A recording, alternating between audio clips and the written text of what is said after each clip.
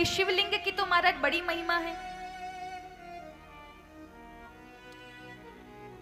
लिंग को किसी भी पवित्र पदार्थों से बनाया जा सकता है। लोहे से बनाया जा सकता है, चांदी के बनाए जा सकते हैं, भस्म से बनाया जा सकता है, स्वर्ण के बनाए जा सकते हैं, मक्खन के बनाए जा सकते हैं, चंदन के बनाए जा सकते हैं, गाय के गोबर के बनाए जा सकते हैं, पुष्पों के बनाए जा सकते हैं। किसी भी शुद्ध पदार्थ का शिवलिंग बनाया जा सकता है। रत्नों के बनाए जा सकते हैं। जिसको विद्या प्राप्ति करनी है उसे गोमेद के शिवलिंग बनाने चाहिए। जिसका जमीन जायदाद इत्यादि, प्रॉपर्टी डीलर इत्यादि, रियल एस्टेट का बिजनेस जिसका हो, उसको मूंगे के शिवलिंग अपने बस इतनी सी, एक उंगली के बराबर का, एक अंगुल के बराबर का, अंगूठे से ज्यादा का शिवलिंग घर में नहीं रखना चाहिए। क्यों? कहा 12 अंगुल, ऐसे समझिए ये 10 हो गए और 2 और ऊपर मिला दो। 12 अंगुल का शिवलिंग की स्थापना होनी चाहिए। कहां पर? मंदिरों में। 12 अंगुल तो कम से कम है, और जितना ज्यादा बड़ा हो उतना ज्यादा फलदायी होता है।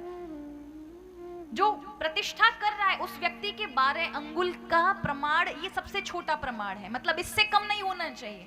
इससे जितना बढ़े उतना आपके जीवन में आनंद, वृद्धि, संपत्ता, सिद्धि सब कुछ लाने वाला है। लेकिन घर में यदि मंदिर में रखना है तो एक अंगूठे के बराबर, और ज्यादा अगर आप ना रख सको तो 1 अंगुल के बराबर। अंगुल इतना ही होता है इसका प्रमाण।